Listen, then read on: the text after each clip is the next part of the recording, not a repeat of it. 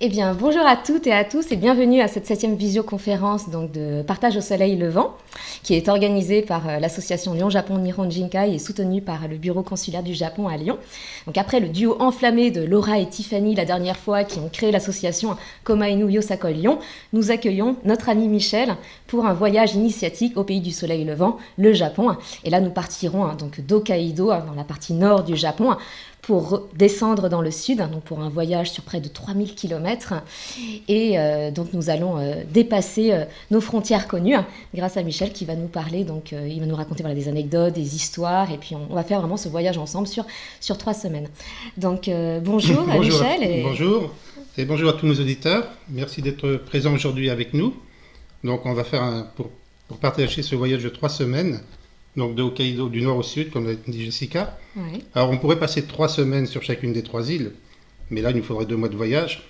Et encore, on n'a pas rajouté les îles de l'archipel d'Okinawa et l'île de Shikoku, où là il nous faudrait encore plus de temps. Donc on va faire un beau voyage. Donc je vous introduis aussi un petit peu Michel. Donc si j'ai bien compris, vous avez travaillé donc 15 ans au sein de l'entreprise donc Tourinter et Aventura. Vous êtes directeur de cette agence et vous avez créé donc votre propre agence de voyage à Lyon qui s'appelle Voyage et Tradition. Vous l'avez créée en 2012. Vous travaillez également donc aux côtés de votre épouse Yukiko qui est japonaise et qui a aussi créé sa propre société donc Écrin de France et là qui conseille plus nos amis japonais donc sur les charmes et les richesses de la région Auvergne-Rhône-Alpes. Et donc depuis 2012 vous conseillez amis, familles, couples. Il y a certains d'ailleurs de nos auditeurs qui sont là que vous avez emmenés au Japon. Vous les conseillez donc pour des voyages au Cambodge, au Laos, au Vietnam, mais aussi au Japon. Et moi j'aimerais commencer donc cette visioconférence avec une question.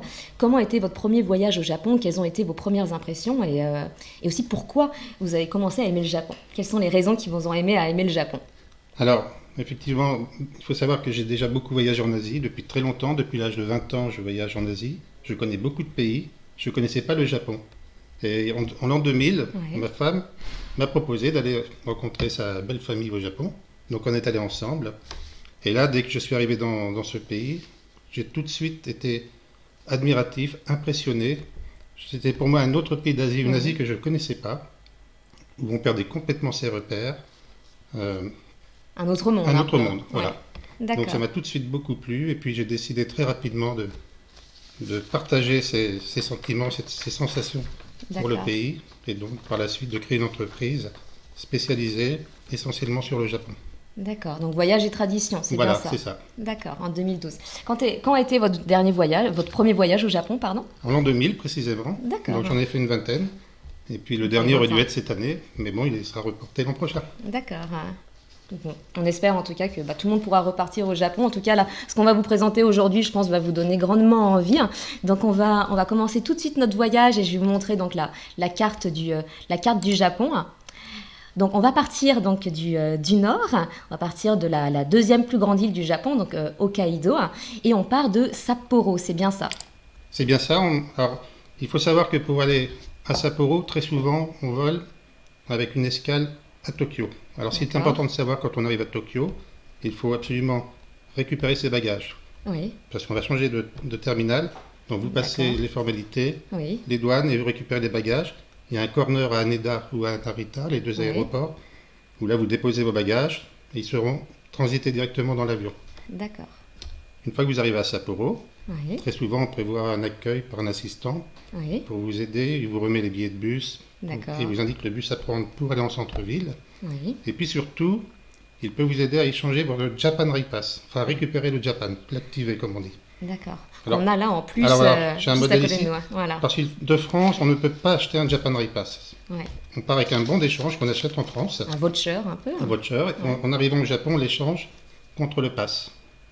Donc ce pass vous permettra de prendre le train librement pendant toute sa validité. Donc ça va de 1 semaine, 14 jours ou 21 jours. D'accord. Donc on l'active tout de suite. Bien sûr. On peut réserver aussi certains trains. D'accord, ce qui est pratique. Avec l'assistant, c'est fait. Puis après, vous partez en centre-ville. D'accord. Quel prix à peu près pour une durée de 3 semaines? Alors, en durée de 3 semaines, on est à peu près dans les 450 €, 500 €, ça dépend du cours de la devise. Mais après, qui nous permet de prendre le train de façon illimitée. Parce que le train est plus cher d'ailleurs qu'en France, très souvent, surtout les trains rapides. Il est très très rapidement amorti. D'accord.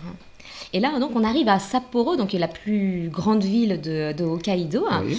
Et on a quelques photos d'ailleurs à vous montrer. Alors, je vais commencer d'abord par celle-là. Ça, c'est Ça, la... c'est la photo emblématique de Sapporo, la tour de l'horloge, D'accord. qui est un bâtiment de style victorien. Donc, quand on arrive à Sapporo, en général, c'est déjà le début d'après-midi. On est fatigué, on a le décalage horaire, on ne tient pas très longtemps. Donc, moi, je conseille de faire un tour en centre-ville pour s'imprégner Oui, déjà de l'ambiance bien sûr. des grandes villes japonaises. Et puis d'aller se coucher assez tôt. Il faut savoir d'ailleurs qu'il fait nuit très tôt au Japon. Oui. Par exemple, au mois de juillet, au mois d'août, à 19h, il fait nuit. Au mois d'octobre, à 17h, il fait nuit. D'accord. Donc la nuit tombe vite. À contrario, on se lève très tôt. Le Ça peut être soleil un se petit lève peu tôt. surprenant. D'accord. Donc, le lendemain de votre arrivée, il faut aller vous promener absolument en centre-ville. Oui. Notamment, il y a le marché de Nijo, qui est un marché centenaire, marché D'accord. aux poissons. Oui. Il y a plein de petits restaurants, il y a toute une ambiance, c'est vraiment Des petits très, très échoppes, agréable. Pour s'immerger parfaitement dans la culture japonaise. Oui, ça c'est un incontournable. Et puis en centre-ville, vous avez également un très très grand jardin qui fait 1,5 km de long. En fait, c'est une D'accord. grande avenue qui est composée de 13 jardins. C'est le Oui. jardin Odori, le parc Odori. D'accord. Là, au printemps, c'est magnifique avec les fleurs. Oui. Donc c'est un incontournable. Après, il y a des musées, mais il y en a un qui est spécifique, c'est le musée de la bière. Parce que Sapporo produit une bière du même nom. D'accord. Et il y Bien a une sûr. brasserie, la plus ancienne brasserie de l'île d'Hokkaido. Oui. Des bières qu'on peut même se procurer également sur Lyon, je pense. Les bières de Sapporo. Ouais, absolument, on en Ouais, trouve. ouais. Ouais. Très rafraîchissantes. Il y a d'autres musées aussi thématiques, hein, mais il faut réserver une partie de votre journée pour aller à Otaru. Otaru, qui est une petite ville à 30 minutes en train du D'accord. centre de Sapporo. C'est la ville qui a été désignée la plus romantique du Japon par les Japonais. Et pourquoi cela? Alors c'est certainement dû à c'est une ville portuaire, c'est certainement dû à son canal et puis ses réverbères de style victorien. D'accord. Et le long, il y a des anciens entrepôts de l'époque Edo et plus anciens encore, Ouais. qui ont été aménagés en petits restaurants, en bars, en D'accord. boutiques. Et une ambiance, c'est vrai, très, très agréable. Il faut D'accord. absolument y aller Donc. et y passer la soirée et retourner sur Sapporo. Ouais. Sapporo et donc Hotaru, c'est bien ça. Voilà. D'accord. Qui veut dire luciole, Oui. je crois. Enfin, je ne sais pas si c'est le même kanji par contre. On a... Allez-y, Non, non, allez-y. Otaru, il fabrique beaucoup de petites boîtes à musique et Ah, d'accord. l'artisanat aussi à partir Intéressant. du verre, beaucoup d'objets en verre. Intéressant. On a également une très très belle photo de Hokkaido. Donc là, c'est Ouais. avec tous ces beaux champs de fleurs et puis la montagne. Et ce n'est pas très loin de Sapporo. Non, là, on est vraiment. On pourrait louer une voiture. On a des gens qui se déplacent en voiture. Oui, Là, on est à moins d'une heure de voiture, en train aussi, hein, c'est très, très faisable. 3/4 d'heure de train. d'accord. Et aussi, on a un festival qui est très connu donc, à Sapporo. C'est le fameux festival de glace qui Oui. se déroule en janvier ou février. Février, Février, pendant une semaine, ça attire beaucoup de monde, d'accord. mais c'est magnifique. Il y a des constructions comme ça. Là, c'est un temple entier en glace, mais il y a aussi beaucoup de sculptures sur glace. D'accord.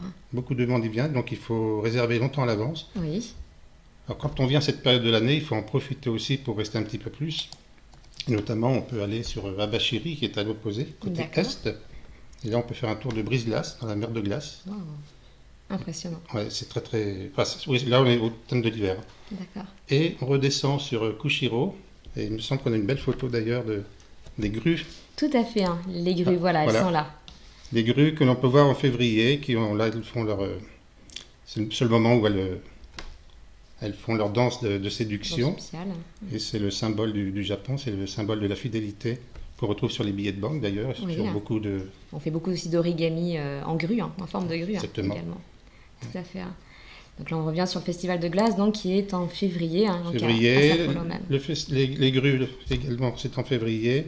Et puis le brise-glace à Abashiri, dont je parlais aussi, ça c'est en février. D'accord. Donc on peut rester un petit peu sur une dizaine de jours à ce moment-là, c'est bien. Même vous êtes allé voir le festival de glace. Vous m'avez dit que vous avez une chance incroyable d'avoir trouvé une chambre d'hôtel. Oui, oui, oui, il faut surveiller régulièrement parce qu'en général, quand on s'y prend 8 mois à l'avance, c'est déjà complet. D'accord. Et puis de temps en temps, il y a des chambres qui se libèrent. Alors il faut régulièrement vérifier. Et puis le hasard fait que des fois on tombe sur une chambre libre. D'accord, entendu.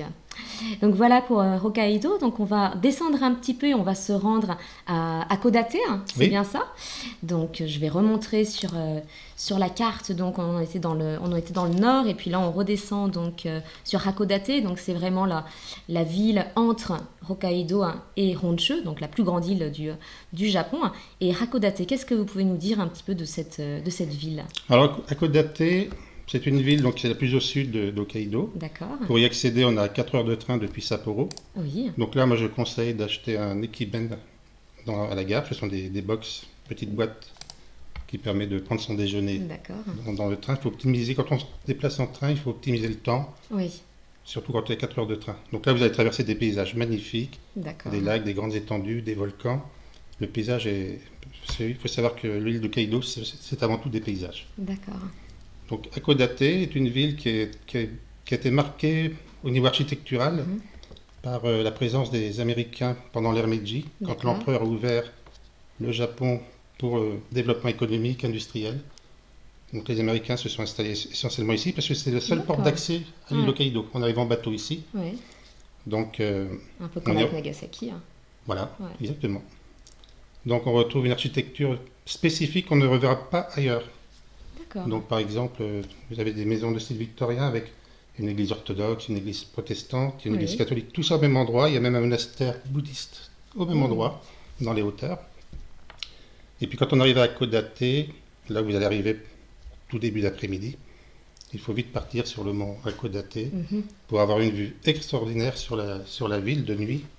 Comme je disais, il fait nuit très On va tôt. vous montrer tout ça parce que Hakodate est très connu, donc, comme vous le dites, pour ses lumières de la ville. Donc quand la Ouais. nuit tombe, voilà, Voilà. du mont Hakodate, donc on peut voir Ça, c'est assez extraordinaire. les yakai, Donc, comme on dit.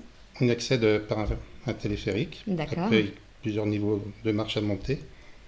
Et là, vous avez le spectacle qui est grandiose. Ouais.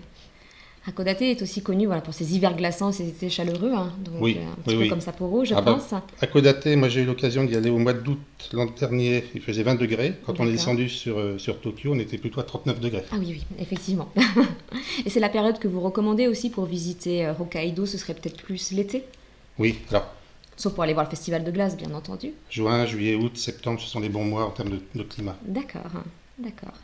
Donc là, on était sur Hakodate, donc avec les lumières de la ville. On va toujours rester dans le thème lumière, et là, on va descendre un petit peu plus bas, donc je vous remonte la carte. On était à Hakodate, donc là, on va arriver sur Aomori, qui Oui. est très connu pour son festival Aomori Nebuta Matsuri. On va vous montrer une photo, et puis Michel va nous en dire un peu plus. Voilà, Ouais. c'est cette photo. Donc là, de Hakodate, on va redescendre en train. Oui, On va passer sous le tunnel le plus long au monde, le tunnel sous-marin, d'accord. le tunnel de Seitan. Vous allez arriver directement à la gare de Shin-Aomori. Avant de prendre le train, par contre, j'ai oublié qu'à Hakodate, il faut absolument visiter le Market Morning, D'accord. qui est spectaculaire. Il est D'accord. très très grand, c'est très animé, c'est un marché alimentaire et aussi de poissons. Il y a Oui. plein de petits restaurants et on peut goûter les spécialités locales d'Hokkaido, qui sont le ryakudon local. Là, D'accord. c'est un bol de riz, il y a du saumon, des œufs de saumon pour ceux qui Le préfèrent. crabe aussi qui est très bon Ouais, là-bas, le ou crabe, l'oursin aussi. Hein. Donc on arrive à Aomori. Aomori est une des villes les plus connues au Japon pour les festivals. C'est l'un des plus beaux d'été. D'accord. Là, c'est difficile aussi de trouver des chambres, il faut s'y prendre tôt. Oui.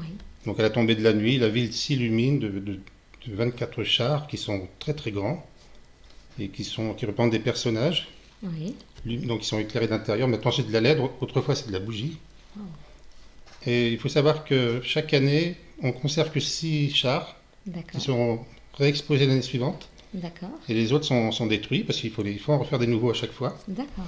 Mais ils sont conservés, avant d'être détruits, ils sont conservés dans un musée qui est ouvert toute l'année. D'accord. Et là, vous pouvez voir, il faut absolument les visiter, ces chars qui sont... C'est Ils sont magnifique. grandioses, Hein. On oui. vous remontre un petit peu la photo. Hein. Voilà. Avec ces beaux chars lumineux. Hein. Ça fait penser quand Michel nous a parlé de ce festival à Aomori. Ça fait penser donc à un festival japonais qu'on a pu voir à Lyon en 2011. Donc c'était le festival des lanternes de Fukuno. Hein. Je me souviens plus du nom de la préfecture par contre. Et il y avait eu 6 chars qui avaient déambulé dans la ville de Lyon lors de la fête des Lumières hein, de 2011. Ça y ressemble aussi un petit peu. Ça fait penser un petit peu à ça. Alors, ces soirées-là, ça dure plusieurs jours, hein. C'est des défilés de D'accord. chars. Toute la ville est en effervescence. Bien sûr. C'est magique, tout le monde est là, il y a des gens qui viennent du Japon entier. Il y a jusqu'à 3 millions de personnes hein, qui viennent. Wow. Donc c'est grandiose et une ambiance extraordinaire. J'imagine. Bon, bah, tout comme le festival de glace, voilà, il faut guetter si des places, si Oui. des chambres à l'hôtel se libèrent, hein, j'imagine. On devrait descendre un petit peu plus dans le sud. Alors, on va pas aller jusqu'à Matsushima.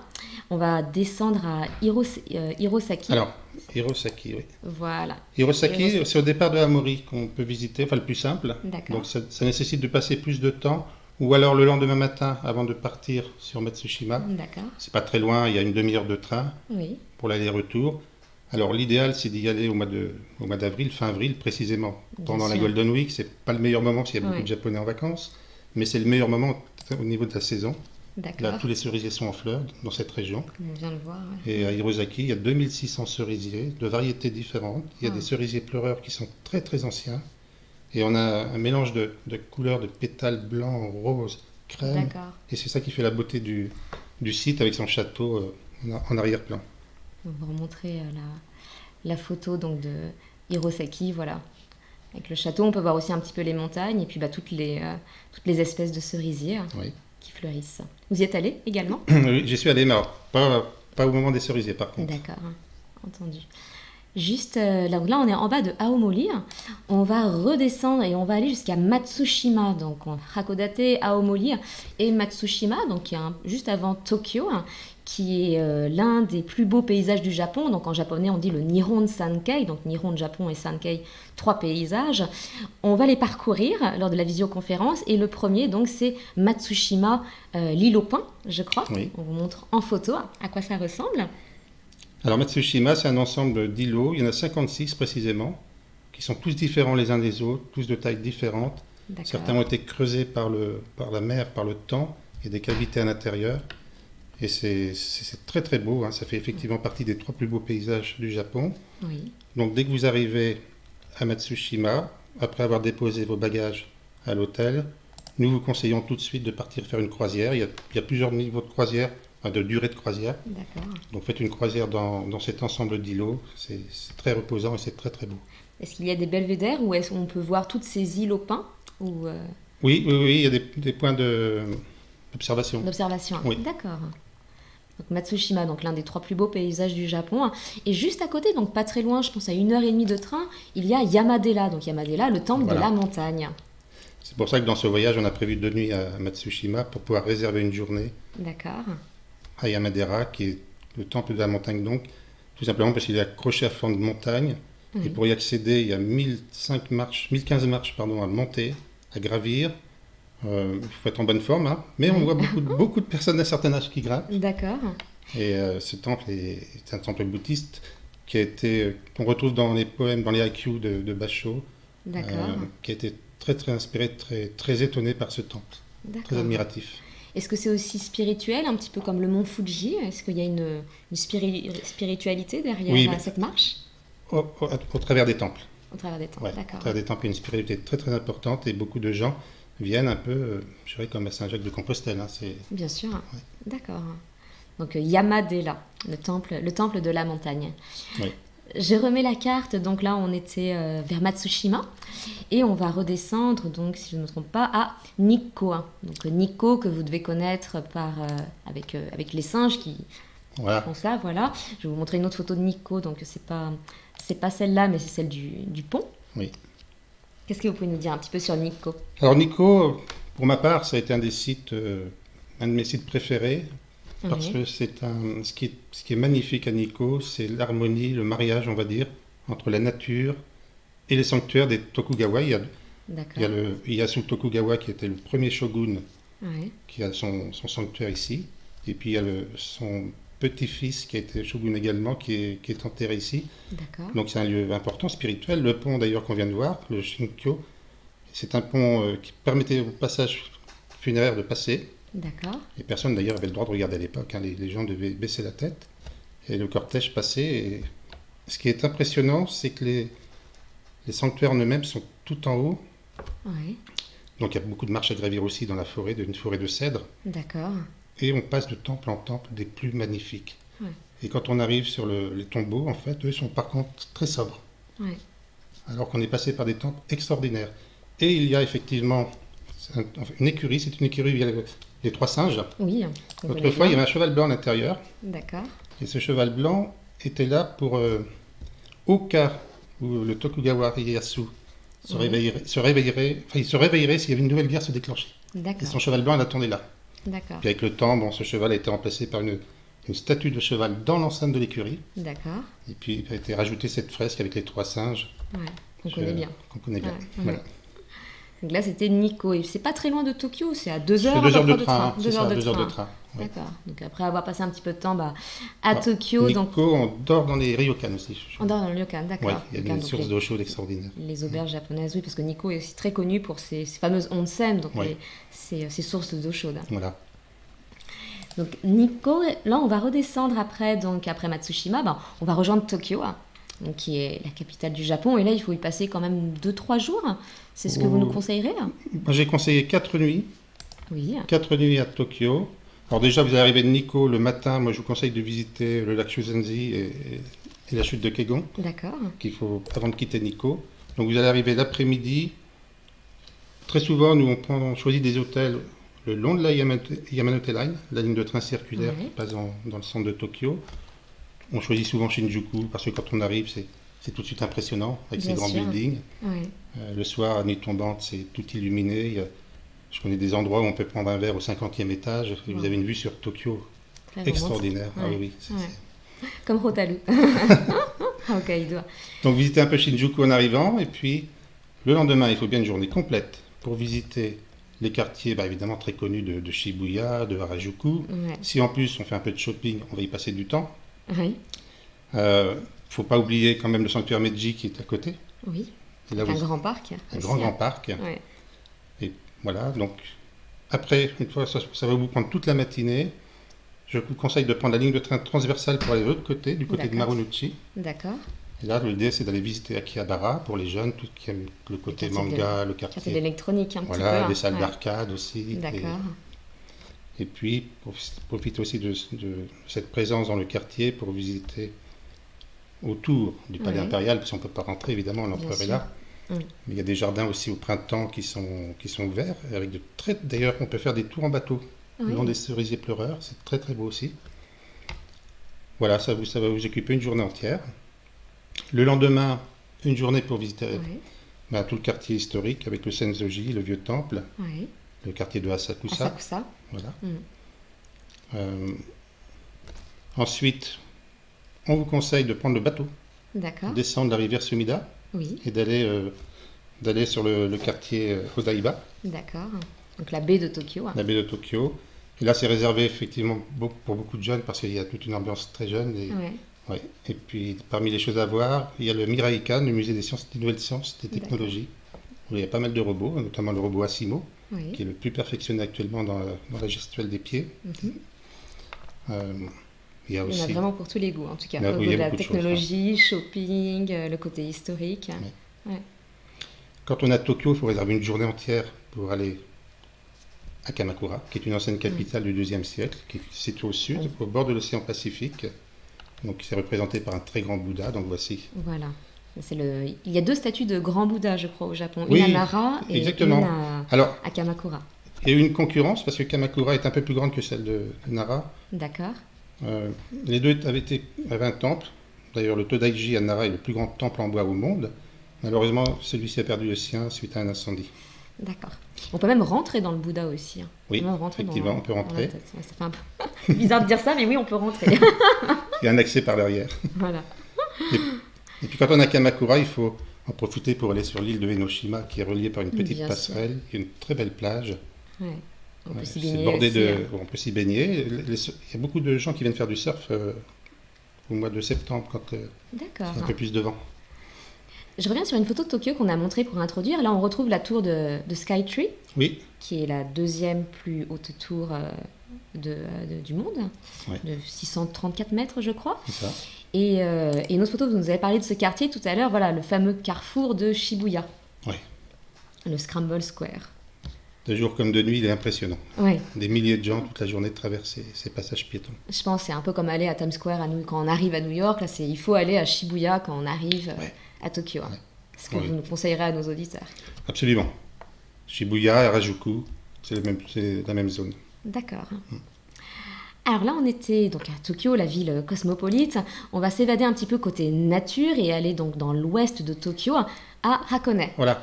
Alors juste, Pardon, excusez-moi, allez-y. en quittant Kamakura, sur la même ligne de chemin de fer, on vous conseille de vous arrêter à Yokohama.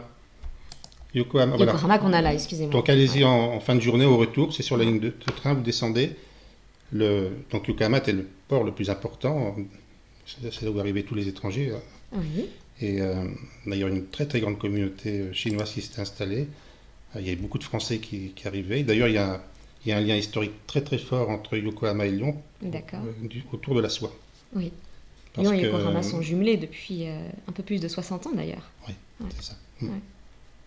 D'ailleurs, le Lyonnais, la famille Becheval, qui a eu l'autorisation de vendre la soie à Lyon, avait une exclusivité qui avait été donnée par un riche producteur de Yokohama. Magnifique. Il y a toujours de très belles histoires d'amitié, en tout cas, entre Ouais.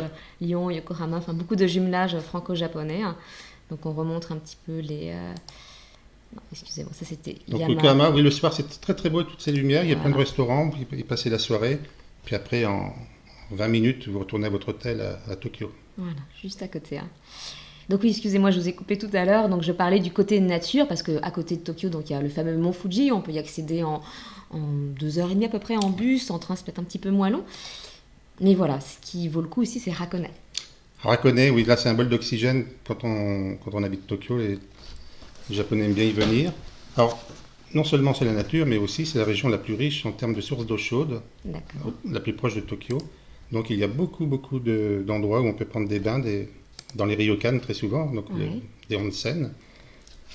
Donc Hakone, la particularité, il faut s'équiper d'un forfait que l'on vous fournit et qui permet de faire tout un parcours. Alors le parcours se fait avec un train local, il y a un funiculaire qui grimpe D'accord. pas mal dans la montagne. Ensuite, il y a une partie avec des téléphériques qui passent au-dessus de ce qu'on appelle la vallée bouillonnante, au Wakudani. D'accord. On est très haut perché, on voit toutes les fumoles qui s'évaporent de la Oh. terre. Et quand on arrive au bout, il y a un petit parcours qui se fait à pied dans cette ambiance de fumerolles. On voit les Japonais qui font cuire des œufs dans le soufre, ils ressortent tout noirs. Et ces œufs, si on en mange un, ça augmente la longévité de 7 ans. Mais il est interdit d'en manger plus de 2, par contre. D'accord. Ça, ça. Vous avez goûté? Vous avez Oui, oui, goûté? bien sûr, Ouais, j'ai c'est goûté. vrai. Oh, ils sont Ouais. c'est un œuf dur en fait. D'accord. Et Avec un petit goût de soupe peut-être ou ouais, la un petit goût coquille, fumé, oh, ouais. effectivement. Et puis après, le parcours se termine avec une croisière sur le lac. Ça, c'est à peu près quand même 40 minutes de croisière, 30 à 40 minutes. D'accord. Et au bout du bout, comme diraient les Québécois, il y a des bus qui Ouais. vous attendent pour éviter de refaire tout le parcours dans l'autre sens, Bien qui sûr. vous ramènent au point de départ. D'accord. Donc ça occupe une bonne journée, hein, en tout cas une Magnifique, grosse hein. demi-journée. Magnifique. En tout cas, on retournera bien de bien goûter les œufs, enfin la spécialité de Oui, oui, Hakone. oui, il faut en profiter. Donc on avait montré cette photo-là, donc on a tout au fond, donc vous pouvez voir le mont Fuji, hein. Et pour ceux qui sont des amoureux de la montagne et qui souhaitent voir le soleil levant, donc du plus haut sommet du pays du soleil levant, donc on conseille l'ascension du mont Fuji, hein, donc qui fait 3776 mètres. Et là c'est une photo prise du sommet, hein. Il y a même un temple donc au sommet du mont Fuji. C'est quelque chose que vous conseillez à certains de vos clients de temps en temps? Oui, oui, oui, on a de la demande. On a des gens qui aiment bien faire l'ascension de montagne, quel que soit l'endroit. D'accord. Donc le mont Fuji, c'est un incontournable pour eux. Ouais. Donc effectivement, il faut s'équiper. Alors, il faut savoir que l'ascension ne se fait que pendant l'été, juillet et août, la période la plus chaude de l'année. Par contre, quand on fait l'ascension, il fait pas chaud. Oui. Donc il faut s'équiper doublement. Enfin, ça chauffe bien quand on monte, mais c'est là où c'est très venté, hein. Ah oui. Ouais. Donc on arrive à obtenir des refuges. C'est pas toujours facile, mais Mm. on a toujours réussi à obtenir des places dans des refuges. L'idée, c'est d'arriver en fin de journée. Il y a un petit dîner qui est servi. Puis là, on se repose jusqu'à 11h, minuit, avant d'attaquer l'ascension. Tout dépend aussi au niveau auquel on Ouais. se situe. Bien sûr, Et l'idée, c'est d'arriver effectivement au sommet au moment du lever du soleil. tout à fait, hein, tout à fait. Souvent, on prend le bus en fait pour arriver à un endroit qui s'appelle le Gogome, donc le 5e niveau, on va dire. On est Ouais. déjà à 2500 mètres, donc il ne reste que 1200 mètres à monter, hein. Là, on monte un peu, on se repose, on part à minuit, hein, et on fait l'ascension de nuit, hein, C'est ça. donc avec les frontales, pour arriver, le soleil levant est ça dépend du mois, mais vers 4h, 4h30 hein, du matin. Donc c'est très tôt, hein. Ouais. Et souvent, quand on a de la chance, on peut voir la mer de nuages, hein, Ah oui. comme on voit sur la... Alors, il faut savoir que l'endroit pour y accéder, c'est au pied du lac Kawaguchiko. Ouais. Et c'est ce fameux lac où on voit toujours des photos parfaites du mont Fuji qui se reflètent en miroir. Les habitants de ce côté du mont Fuji disent que qu'on a la plus belle vue du mont Fuji. Ceux qui habitent côté Pacifique disent la même chose. Moi, j'ai vu les deux côtés. Je peux vous Et dire alors qu'ils sont tous les deux très beaux. Très beau, d'accord. Super, donc on était au Mont Fuji et puis là-bas on va rejoindre l'ancienne capitale du Japon, donc Kyoto, Oui, pour y passer au Kyoto. moins 2-3 jours aussi, peut-être même voire 3. Et on va donc vous montrer une photo de Kyoto, voilà, ce temple que vous devez connaître, donc le temple de l'eau, le temple Kiyomizu-dera. Voilà. C'est d'ailleurs le premier site que l'on conseille de visiter en arrivant, tout simplement parce qu'une fois de plus, vous allez prendre le train, donc comptez en gros 3 heures de train. Vous allez arriver à l'hôtel, déposer les bagages, et puis après, tout de suite, vous dirigez vers Kiyomizu-dera. Alors en automne, il y a des couleurs extraordinaires. Mais d'une manière générale, le site est très beau. Il y a plusieurs temples, il y a des jardins environnants qui sont très beaux. Oui, Et quand on a fini la promenade, on redescend. Alors il y a une petite ruelle qui est bordée de magasins de céramique. Là, on peut y passer des heures pour ceux qui aiment ça. Il y a une production importante de céramique, de tasses, d'accord, de bols de thé, de tout ce qu'on veut. Et quand on redescend tranquillement sur le quartier historique de Lyon, qui est Guillaume. certainement ouais, le quartier le plus beau, enfin le quartier historique le plus ancien de la ville. Il faut savoir que Kyoto est la seule ville, avec Kanazawa, il y a 2 villes importantes au Japon, qui ont, qui n'ont pas été bombardées pendant la Seconde Guerre mondiale. Les Oui, Américains les ont préservées pour leur richesse tout à culturelle. fait. Donc elles ont conservé ces villes, leur quartier est vraiment très traditionnel, très ancien. Il y a beaucoup de patrimoines qui sont inscrits donc au patrimoine mondial de l'UNESCO. Oui, D'ailleurs, Kyoto a aussi signé un pacte d'amitié aussi avec Paris. Bon, là encore, on voit comment dire, les histoires d'amitié entre la France et le Japon. oui. Mais il y a beaucoup de patrimoine, patrimoine UNESCO à Kyoto.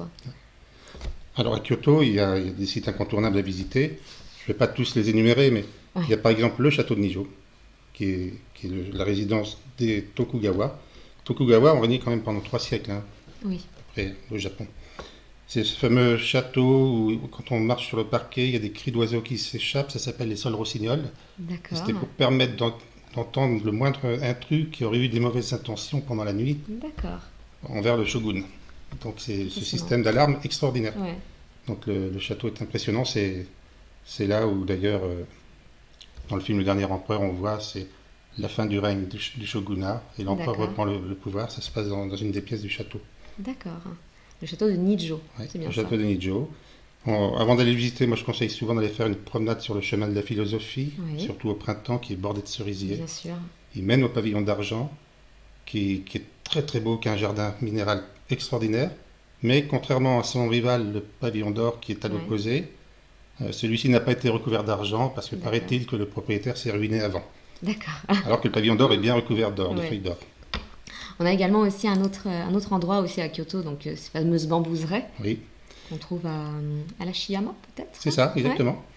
Alors on peut y aller tardivement parce que ça ne ferme pas de la nuit, donc c'est un des rares sites où il n'y a pas de contrainte horaire. d'accord. Le soir, il y a des spots, donc c'est très joli, c'est très rafraîchissant en été, c'est un bol de fraîcheur.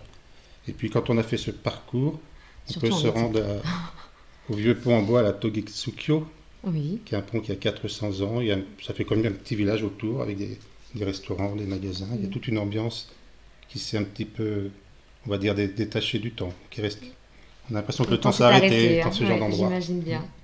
Un petit peu comme ce temple là que vous devez connaître de Fushimi-Inari Oui, Taisha, pardon, donc le temple du renard, avec ces fameux torii. Il y en a plus de 1000 peut-être si je ne me c'est trompe ça, pas. on Enfin, il dit y en qu'il a y en a des beaucoup. milliers, on dit qu'il y en a D'accord. vraiment beaucoup. Ils sont en rang serré comme ça, c'est vrai que c'est très impressionnant. Ouais. Alors là aussi, c'est un site qu'on peut visiter la nuit. Donc moi, Mm. je conseille souvent d'aller le visiter au retour de Nara, D'accord. parce que quand on est à Kyoto, il faut réserver une journée entière pour aller à Nara. Ouais. Nara, qui est l'ancienne capitale du 7e siècle, qui est connue pour son parc aux daims, aux biches, mais bon, c'est un petit peu réducteur. C'est le site historique qui est magnifique, notamment avec sa pagode à 5 niveaux. Oui. Cette pagode qui exprime les 5 éléments, la terre, l'eau, le feu, le D'accord. vent et l'espace, le ciel. Donc c'est une des plus grandes pagodes du Japon. Oui. Donc quand on a visité le site de Nara, c'est là aussi donc on disait qu'il y avait le deuxième plus grand C'est le grand Bouddha Bouddha. dans son temple, le Todaiji. À Nara, ce qui est magnifique aussi, c'est l'allée des 2000 lanternes de pierre qui sont allumées à une certaine période du mois d'août. Elles sont très grandes, hein, elles font plus d'1 mètre et elles sont en granit. Elles servaient d'éclairage Ouais. autrefois. Et elles D'accord. mènent à un temple rouge vermillon où vous avez 1000 lanternes de bronze qui sont suspendues sur les solives. Ça Magnifique. aussi, c'est magnifique. Donc quand on a visité Nara, au retour, on peut s'arrêter à Fushimi Inari, Qui est même ouvert le soir en qui est même fait. ouvert le soir, avec des jeux d'éclairage pour mettre en valeur les torii. Et on peut également faire l'ascension donc Oui, alors là, c'est... de ce mont aussi. Ouais, ouais, C'est oui. moins haut que le mont Fuji, je pense. Moins, mais Ouais. une bonne marche quand même. avec La plusieurs seule marches. chose, c'est que la nuit, l'enceinte du temple est fermée, Ouais. l'endroit de prière, mais le site en lui-même est ouvert. D'accord. Magnifique. Donc 3 jours à peu près sur Kyoto, vous conseillez? Oui, moi je conseille même 4. D'accord. Donc après Kyoto, donc on va partir, je vais remontrer donc la carte du Japon. Donc là, on est vraiment au centre du Japon, donc dans la région du Kansai, avec quelques jours passés à Kyoto, Osaka aussi, une ville cosmopolite, Nara également, pour aller voir les lanternes et puis le Grand Bouddha. Et là, on va aller vers le nord pour aller voir l'un des 3 plus beaux paysages du Japon. Donc tout à l'heure, on a vu Matsushima, et là, on va voir donc Ama-no-Hashidate, donc qui est un immense bras de terre de 3 km qui relie le continent et une petite île. Et il fait partie, donc tout comme Matsushima, de l'un des plus beaux paysages du Japon. Oui, c'est un endroit qui a inspiré beaucoup, beaucoup d'artistes japonais, aussi bien des écrivains que des artistes de la calligraphie. On retrouve ce site très souvent dans les estampes japonaises. Il est bordé de plages, on peut se baigner l'été. Ouais. Il faut compter, peut-être si on se baigne, il faut compter quelques heures de marche. Mais sinon, si on ne s'arrête pas, c'est 1 heure de marche à peu près pour traverser. 1 heure de marche, c'est ça, ouais. Et Oui. puis on retrouve que des pins, c'est bien Voilà, ça. alors la particularité, c'est que c'est une bande naturelle qui s'est formée avec le temps. Donc d'un côté, la mer du Japon, elle est un petit peu plus agitée, il y a des vagues. De l'autre D'accord. côté, on dirait une sorte de lac où l'eau est très, très plate. Donc quand on arrive au bout de cette marche, il y a un petit village, et puis il y a des téléphériques qui vous conduisent à un point d'observation. D'accord. Ce point d'observation a une particularité. Qu'est-ce qu'on y fait? Eh ben, on se met dos à la bande de sable, on met la tête entre les genoux pour observer ce que l'on voit. Et on voit donc cette bande de sable, ce chemin de pin, Ouais. qui semble flotter entre le ciel et l'eau et la mer. Et on appelle ça le pont céleste. D'accord. On s'est dit qu'avec les explications, ça serait peut-être un petit peu dur d'imager en fait, qu'est-ce qu'il faut faire exactement.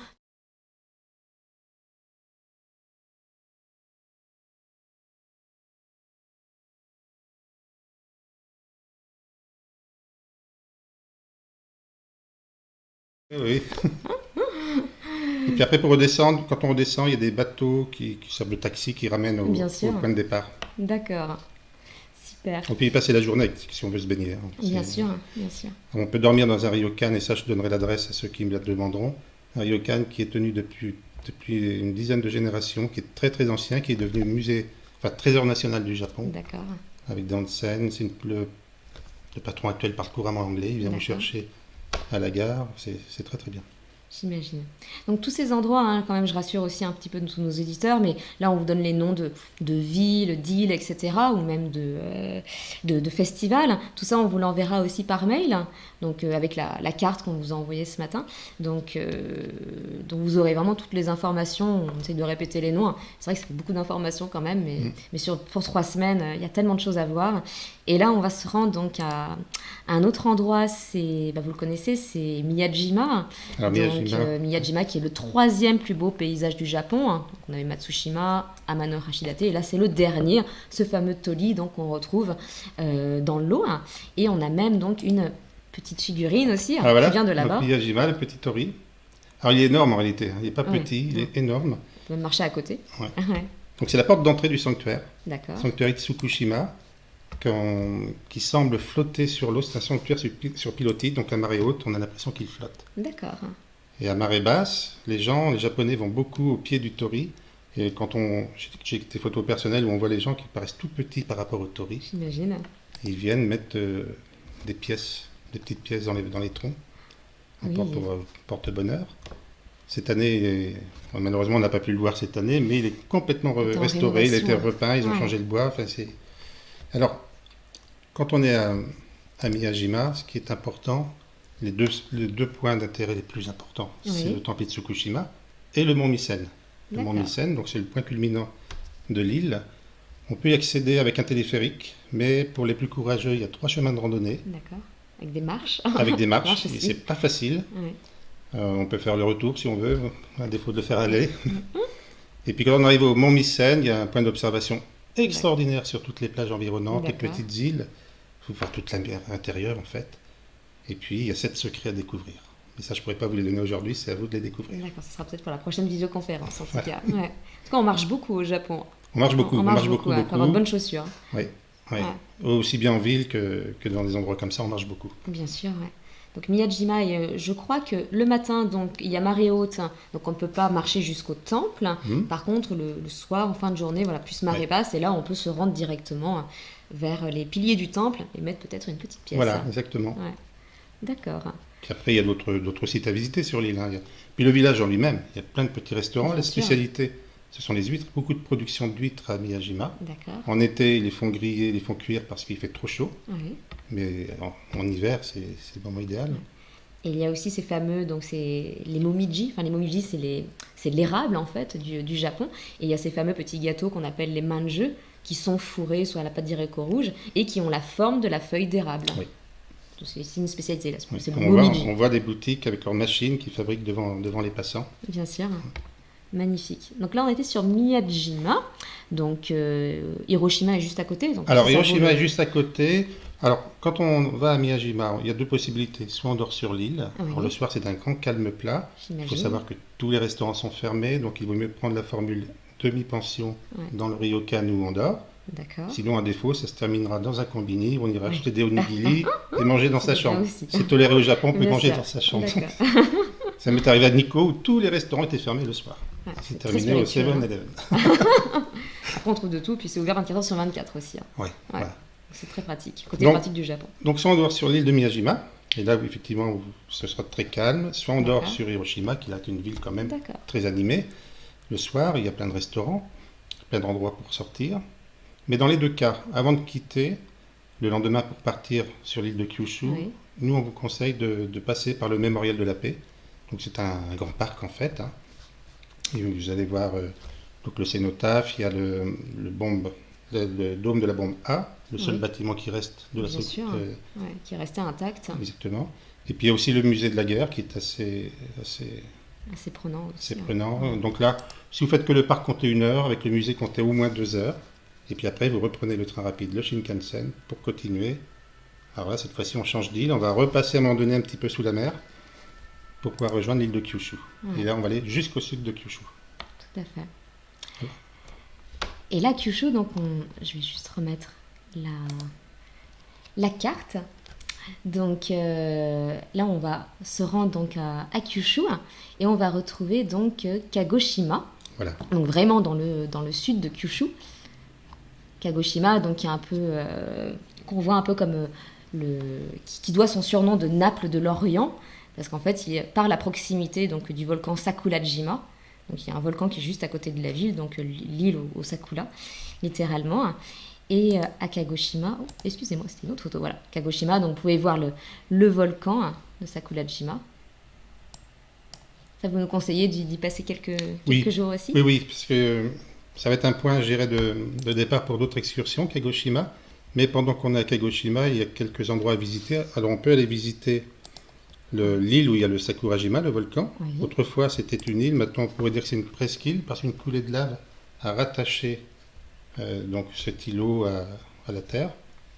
Il y a des excursions qui se font, on peut y aller en ferry. D'accord. Puis sur place, on peut louer des vélos, voitures. Il y a des chemins de randonnée aussi. Alors bien sûr, on n'y va pas n'importe quand parce que de temps en temps, ce volcan se réveille. Et rentre en éruption. Donc pour ça, il y a des indications qui sont données. Ouais. Kagoshima, cette région de Kyushu était pendant l'époque médiévale, un endroit très important. Et il résidait des samouraïs très connus au Japon. Ouais. Il y a un quartier à visiter également. Et puis surtout, l'idée, en allant à Kagoshima, c'est de pouvoir prendre le ferry pour pouvoir passer sur une île qui est assez extraordinaire, une île qui contient une forêt primaire, une forêt humide, préservée, complètement préservée. Oui. C'est l'île de Yakushima. D'accord, on va vous montrer les photos. J'ai juste une petite parenthèse par rapport à Kagoshima. Je crois que c'est là où il y a eu l'un des derniers samouraïs, donc le samouraï Saigo, qui est mort sur le mont Shiroyama, je ne sais plus. Enfin, c'était à Kagoshima en tout cas. Et c'est pour ça que Kagoshima est très connu pour les samouraïs. Et donc, on parlait de Yakushima que vous devez connaître avec le dessin animé Princesse Mononoke. En fait, Yakushima, l'île de Yakushima, donc, a inspiré le réalisateur donc, Miyazaki, parce que pendant la pré-production, il s'est rendu sur l'île pour imaginer donc, les décors du fameux dessin animé Princesse Mononoke. Je vous le remonte sur la carte et puis on va parler un petit peu de cette île. Donc là, on est vraiment dans le sud, en dessous de Kagoshima, donc on retrouve Yakushima, donc cette île aux cèdres millénaires. Qu'est-ce que vous pouvez nous en dire un petit Alors peu plus? Yakushima, quand on y va, il faut dormir sur place dans l'idéal. Parce que là aussi, il y a beaucoup de petits ryokan, on peut dormir avec des D'accord, onsen. Et c'est très reposant quand on a fait une journée de marche, notamment dans cette forêt. d'accord, Il y a plusieurs chemins de randonnée, il y a aussi des endroits avec des très belles plages. Mais on y va surtout pour la nature, oui, surtout pour cette forêt humide, avec des chemins qui sont balisés. Et effectivement, à la recherche de ces cèdres millénaires. oui, Et ça, faut aimer la nature, la marche. Et bon, là, on est vraiment servi, oui, c'est un endroit magique. oui. Les locaux disent qu'il pleut là-bas à peu près 35 jours par mois. Alors je sais que oui, là, il n'y a que C'est pour 30 ça ou qu'on dit que c'est 31 une jours, mais forêt voilà, humide, voilà, oui. effectivement. Et en fait, parce qu'il pleut beaucoup, enfin, c'est juste un proverbe en fait que disent souvent les locaux, mais voilà, il pleut 35 jours par mois, donc il pleut beaucoup. Et en termes de randonnée, donc il y a une fameuse randonnée en fait qui est très célèbre, très populaire, donc il y a à peu près 7 heures aller-retour, mais c'est pour aller voir donc ce fameux cèdre, ce fameux sugi, hein, donc le Jomon Sugi, qui serait ancien, qui serait vieux de entre 3000 et 7000 ans. On Oui, ne sait pas difficile de le trop, hein. dater, mais Ouais. ouais, Mais il le est très très tronc est ancien. vraiment immense, hein. Et donc, il faut à peu près voilà, 7 heures aller-retour pour faire cette randonnée. C'est très facile parce qu'il y a vraiment tous les chemins sont sur des petites planches en bois, donc c'est très facile à marcher, hein. C'est pas comme les chemins de randonnée qu'on peut trouver en France, par exemple. Mhm. Donc, très facile à faire, à réaliser, hein. Et beaucoup de familles, personnes d'un certain âge, des enfants aussi le font, hein. Là, on était sur Yakushima. Et enfin, pour se reposer, hein, on vous donne rendez-vous donc à Ibusuki, hein. Ibusuki, donc, qui est très célèbre pour ses plages de sable chaud. Oui. Alors Ibusuki, on s'y rend en train, c'est assez facile. Au départ de Kagoshima, effectivement, c'est un endroit où les gens viennent je dirais pour les vertus du climat et puis surtout d'être dans ce sable qui est volcanique, hein. On voit qu'il est de couleur noire, gris foncé. Donc c'est très bon pour le corps, pour se relaxer, pour se Bien sûr. reposer. Voilà. Assez exfoliant aussi, hein, parce que si j'ai bien compris, donc on peut revoir sur l'image, donc il y a excusez-moi, des trous en fait dans le sable. Donc on rentre dans le trou, on porte un yukata, et puis des personnes, donc le personnel nous recouvre de sable. Ils nous mettent une petite serviette en fait juste derrière la tête. C'est un côté exfoliant, relaxant comme vous dites. Voilà. Puis on est face à la mer. Et le parasol pour se protéger du soleil, et puis Au cas voilà. où. Voilà. Et là, effectivement, c'est un moment de détente. Et là après 3 semaines, on est bien fatigué. Et là, juste avant de retourner en France, c'est parfait. On est bien Voilà. reposé. À savoir qu'il y a des vols le soir, on peut faire ça le dernier jour avant de repartir. Il y a des vols vers 19 heures qui partent de Kagoshima via Tokyo, une correspondance de nuit pour la France. Et une seule correspondance. On arrive à Paris, j'imagine, Oui. Paris, ou alors voilà, en Europe. Voilà, à Lyon, il y aura une deuxième correspondance. Mais c'est bien desservi. D'accord.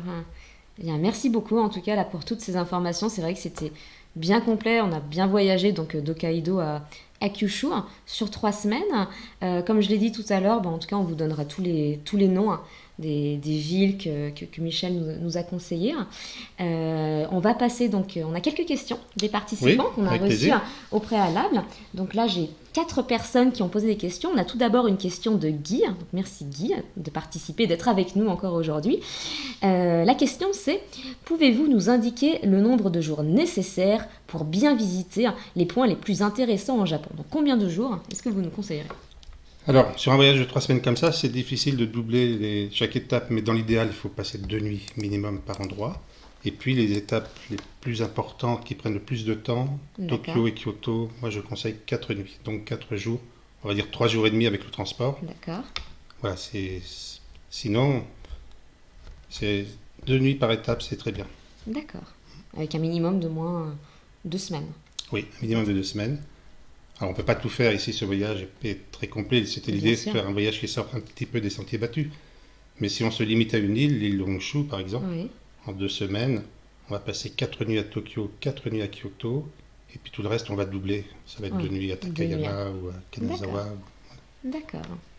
Merci beaucoup en tout cas pour cette Oui. réponse et merci à Guy donc, pour cette question.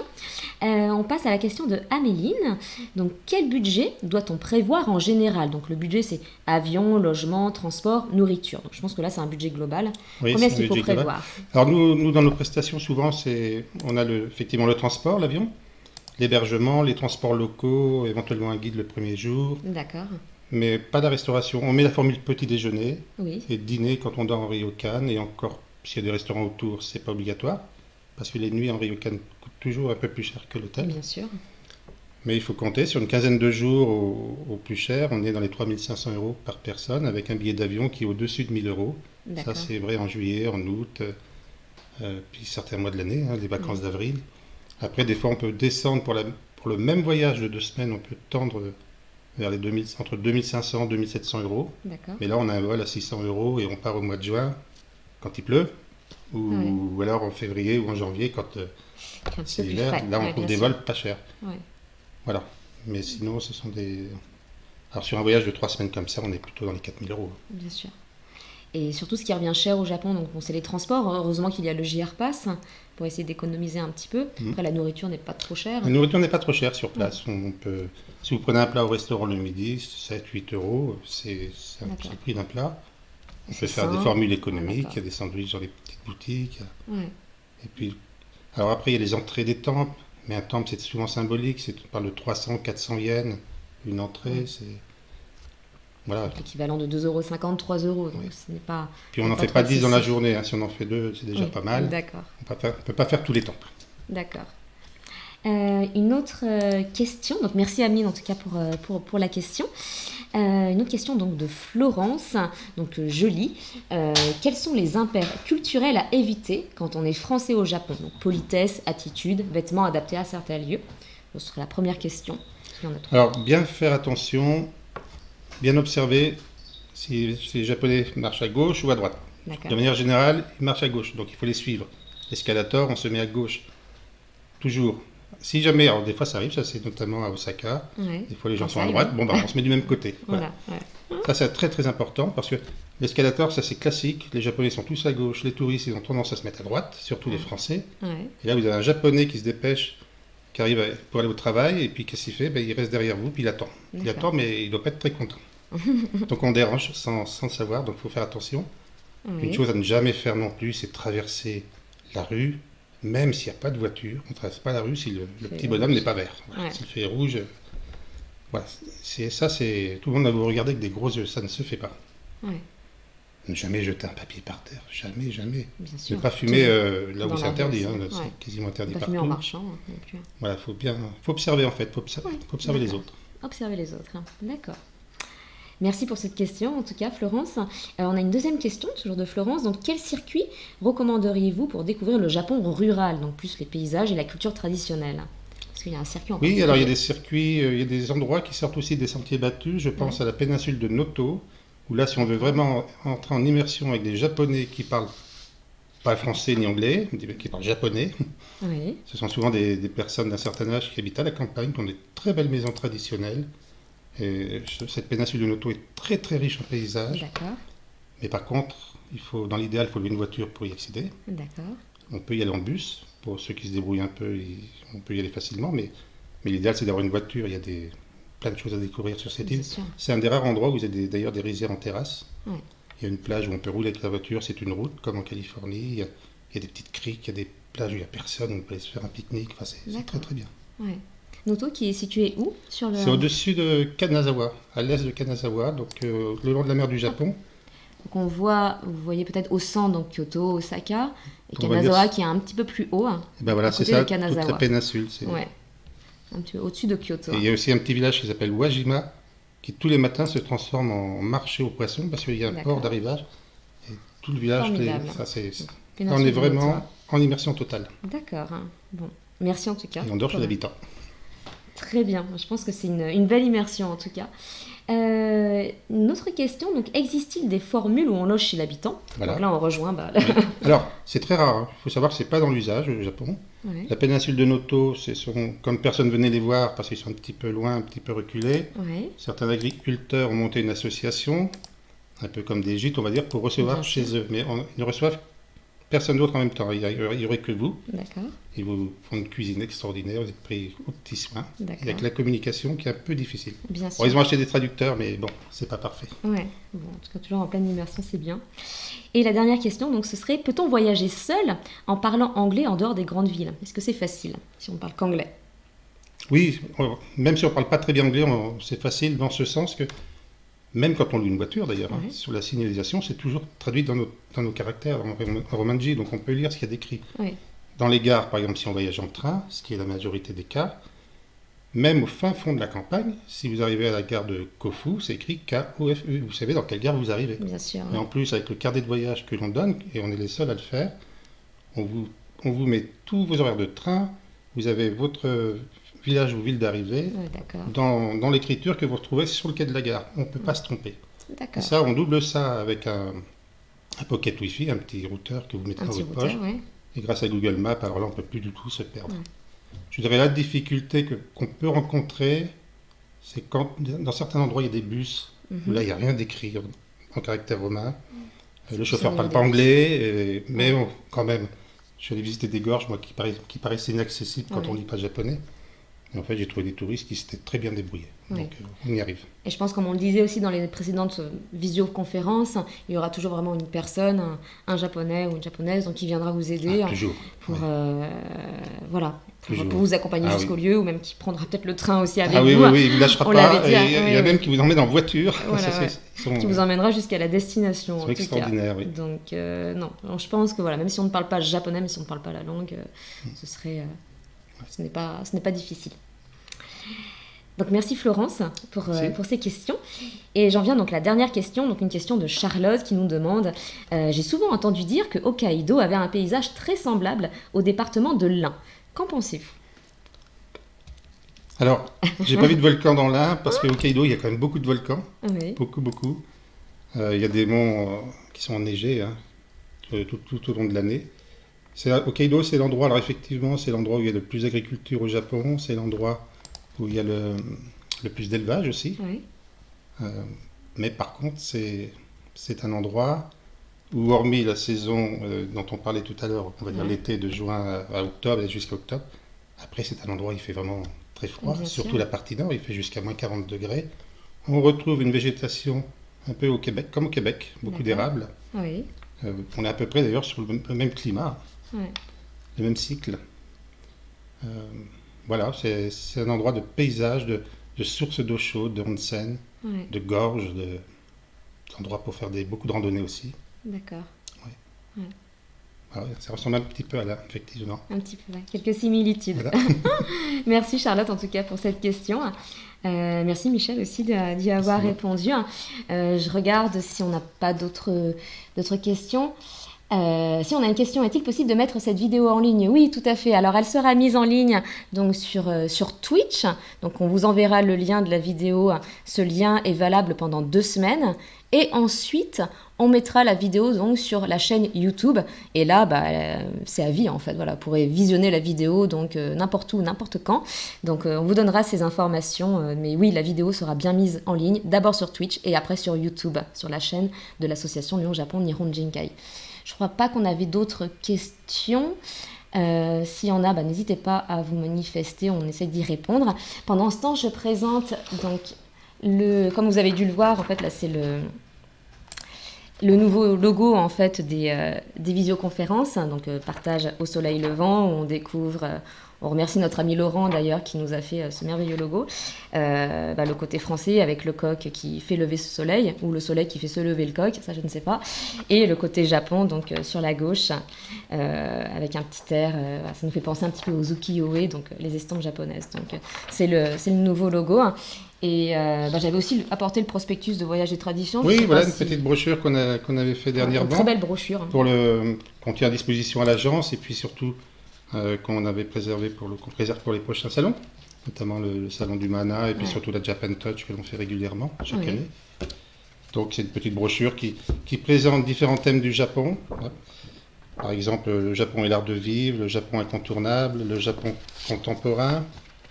C'est pas une brochure commerciale dans ce sens où il n'y a pas beaucoup de voyages présentés à l'intérieur. C'est surtout pour expliquer qu'on fait du voyage complètement sur mesure. Il n'y a pas un voyage qui se ressemble. On adapte complètement en fonction de la demande et des souhaits de chacun et de la durée. On pourrait peut-être l'envoyer par mail, si vous l'avez en oui, on va en format PDF, effectivement. Eh bien, écoutez, on vous l'enverra en tout cas. Voilà, c'était la petite brochure. Et puis, on espère tous en tout cas que la situation liée à la crise sanitaire ça pèse pour Ouais, que tout le monde puisse repartir. Enfin, pour vous déjà, bah, tout Michel, le au monde sein de, attend, oui, chaque jour on surveille, mais bon, pour l'instant, c'est pas. de Voyage et Tradition. Et puis bah, après, pour que tout le monde puisse repartir au pays du soleil levant pour leur Qui nous manque, qui premier. nous manque. Ouais, qui nous manque beaucoup. J'espère qu'on vous aura bien fait voyager en tout cas. On vous remercie beaucoup. Merci Michel en tout cas pour votre temps et ce beau Merci voyage. Jessica, et puis merci à vous tous d'avoir partagé ce moment de voyage Ouais. qui nous plaît tant. Merci beaucoup en tout cas, et puis on vous enverra toutes les petites informations donc par mail avec les noms, le prospectus, et puis bah, on vous dit à bientôt. La prochaine conférence, elle sera le 8 octobre, elle sera en japonais cette fois-ci, et là on part à la découverte des charmes et des richesses de la région Auvergne-Rhône-Alpes avec donc votre épouse Yukiko, qui Voilà, nous présentera tout ça. effectivement. Donc on vous souhaite une très bonne soirée, merci pour tout, et puis bah à très bientôt. Merci, Au revoir, bonne soirée. Arigato Au revoir, gozaimasu. arigato gozaimasu. Ah.